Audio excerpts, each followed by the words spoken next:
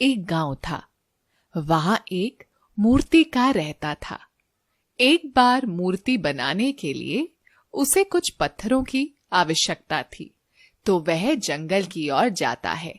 वह जंगल में इधर उधर पत्थर की तलाश करता है, तो उसे एक पत्थर दिखाई देता है जो मूर्ति बनाने के लिए एकदम सही था। वह उस पत्थर को उठा के अपनी गाड़ी में रख लेता है। कुछ दूर जाने पे उसे एक और पत्थर दिखाई देता है और वह उसे भी उठाकर अपनी गाड़ी में रख लेता है और अपने गांव की ओर चल देता है। जब वह चोट मारने लगता है, तभी उस पत्थर में से आवाज आती है, रुको रुको, कृपा करके रुको। मूर्तिकार इधर उधर देखता है। उसे समझ नहीं आता कि यह आवाज कहां से आ रही है। रुको रुको, कृपा करके मुझ पे हथौड़ा मत चलाओ। मुझे हथौड़े की मार से बहुत डर लगता है।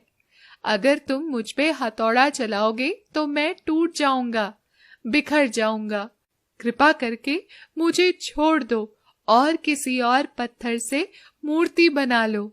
उसे उस पत्थर पर दया आ जाती है और वह उस पत्थर को छोड़कर दूसरा पत्थर उठा लेता है।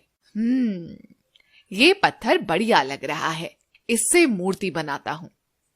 यही सोचकर वह पत्थर पर जोर जोर से चोट करना शुरू करता है और इस बार पत्थर से कोई आवाज भी नहीं आती है और कुछ ही देर में मूर्ति बनकर तैयार हो जाती है।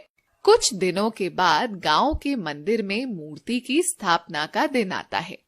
कुछ गांव वाले मूर्तिकार के घर जाते हैं और बोलते हैं, अरे भैया मोहन, क्या तुमने मूर्ति बना दी मंदिर में स्थापना के लिए? हाँ, वो तो मैंने 2 दिन पहले ही बना ली थी। मैं तो आप लोगों का ही इंतजार कर रहा था। अरे ये तो बहुत अच्छी बात है मोहन, चलो हम सब ये मूर्ति उठाकर उस मंदिर में स्थापना के लिए चलते हैं। अरे भाई रुको रुको, मूर्ति के आगे एक पत्थर और भी तो रखना पड़ेगा जिसपे लोग नारियल फोड़ सकें। वह व्यक्ति इधर उधर देखता है ताकि उसे कोई पत्थर मिल सके। तभी उसकी नजर उस पत्थर पर पड़ती है जिसे मूर्तिकार ने छोड़ दिया था और वह व्यक्ति उस पत्थर को उठा लेता है। ये पत्थर बढ़िया लग रहा है और मजबूत भी है। जब इसके ऊपर लोग नारियल फोड़ेंगे तो झट से नारियल फूट जाएगा। और सब गांव वाले मंदिर की ओर चल देते हैं।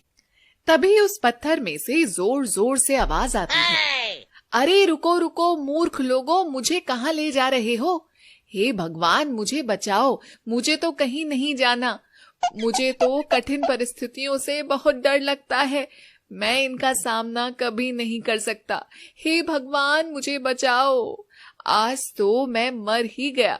हे भगवान मुझे बचाओ, बचाओ, बचाओ।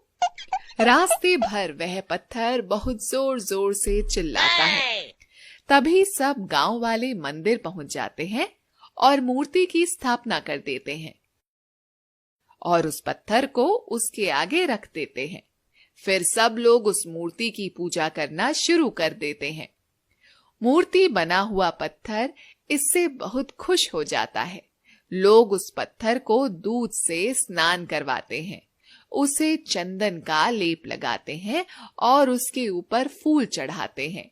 ये सब देखकर दूसरा पत्थर मूर्ति बने हुए पत्थर से बोलता है, अरे भाई तुम्हारे तो बहुत मजे हैं, लोग तुम्हें तो दूध से स्नान करवा रहे हैं, तुम्हारी पूजा कर रहे हैं, तुम्हारे ऊपर फूलों की बारिश कर रहे हैं, तुम्हारी जिंदगी तो बढ़िया है।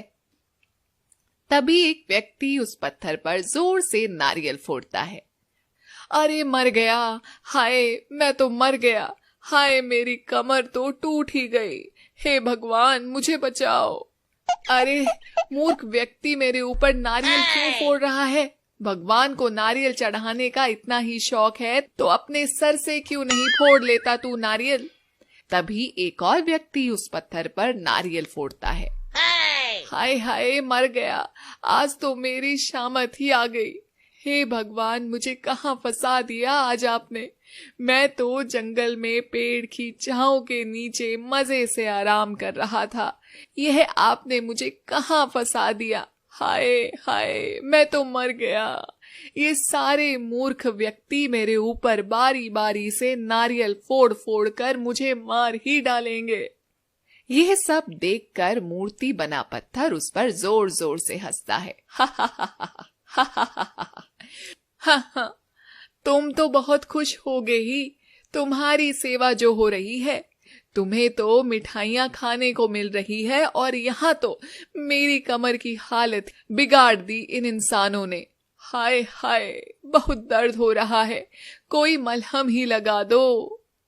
तब मूर्ति बना हुआ पत्थर उस दूसरे पत्थर से बोलता है, दोस्त, तुमने भी अगर उस दिन पहला प्रहार सह लिया होता तो आज तुम मेरी जगह होते और लोग तुम्हारी भी पूजा कर रहे होते। तुम्हें भी दूध मक्खन से स्नान करवा रहे होते, तुम्हारी भी पूजा हो रही होती। लेकिन तुम उस दिन डर गए। तुमने उस दिन आसान रास्ता चुना और आज तुम्हें कठिनाइयों का सामना करना पड़ रहा है। हम जब भी किसी परिस्थिति से डर के कोई भी आसान रास्ता चुनते हैं तो उस वक्त तो हमें बहुत सुकून और आराम मिलता है, पल भर के लिए खुशी भी मिल जाती है, किंतु आगे की राह और भी ज्यादा कठिन हो जाती है मेरे दोस्त। तब उस पत्थर को अपनी भूल का एहसास होता है और वह मूर्ति बने पत्थर से बोलता है, पत्थर, मुझसे गलती हो गई, मैं समझ चुका हूं। जो लोग मुश्किल परिस्थितियों से नहीं घबराते और उनका सामना करते हैं, लोग उन्हीं को सम्मान देते हैं और उन्हीं की पूजा करते हैं। आपने उस हथौड़े की चोट सही, कठिन परिस्थितियों का सामना किया, इसीलिए लोग आज आपकी पूजा अर्चना कर रहे हैं। आप अवश्य ही ईश्वर हैं भगवान। मैं आपकी शरण में आना चाहता हूँ, मुझे आप अपनी शरण में ले लीजिए। मुझे अपनी गलती का एहसास हो चुका है, मैं अब किसी भी कठिन परिस्थिति से नहीं घबराऊंगा भगवान, मुझे शक्ति दे भगवान। तभी मूर्ति में से आवाज आती है, जो व्यक्ति जिंदगी में मेहनत करता है, सही रास्ते पे चलता है और कठिन परिस्थितियों से नहीं घबराता और दृढ़ता से उसका सामना करता है, मैं हमेशा उसके साथ रहता हूं। तभी एक व्यक्ति उस पत्थर पर जोर से नारियल फोड़ता है। इस बार वह पत्थर अपनी आंखें बंद करके जय श्री राम, जय श्री राम, जय श्री राम बोलता है और नारियल फूट जाता है। जब वहां पत्थर अपनी आंखें खोलता है और देखता है कि नारियल तो फूट गया और इस बार उसे बिल्कुल भी दर्द नहीं हुआ, तो वह भगवान का शुक्रिया अदा करता है और भगवान को वचन देता है, हे भगवान, मैं आगे से कभी भी किसी कठिन परिस्थितियों से नहीं भागूंगा, बस आप हमेशा मेरे साथ रहिएगा। नारियल फूटने की वजह से नारियल का पानी उस पत्थर को भी पीने को मिल जाता है और लोग भगवान को भोग लगाने के बाद मिठाई को भी उस पत्थर पर रख देते हैं, जिससे उस पत्थर को मिठाई खाने को भी मिल जाता है। तब भगवान उसे बोलते हैं, देखा तुमने, आज मुश्किलों का सामना किया तो उसका फल भी तुम्हें मिलने लगा है ना? हाँ भगवान, आप सही बोल रहे हो। मॉरल, कठिन वक्त सबकी जिंदगी में आता है, आज नहीं तो कल जरूर आएगा, लेकिन उस कठिन वक्त का सामना करने के लिए क्या आप तैयार हैं?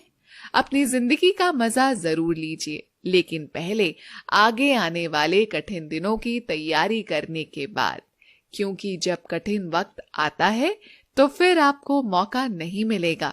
एक बार सोचिएगा जरूर। अक्सर चुनौतियों से, संघर्षों से हम डरते हैं, लेकिन संघर्ष ही तो हैं जो हमें और अधिक मजबूत करते हैं और जिंदगी की कठिनाइयों से लड़ने की हिम्मत देते हैं और हमें सक्षम बनाते हैं, कुछ भी कर पाने के और कुछ भी कर गुजरने के। इसलिए जिंदगी में कभी भी कोई चुनौती आई तो उसे घबराइए मत, बल्कि हंसकर उसका सामना कीजिए। ये कहानी कहीं ना कहीं अगर आपके दिल को छुए तो प्लीज लाइक जरूर कीजिएगा। Humanity should be our race, love should be our religion.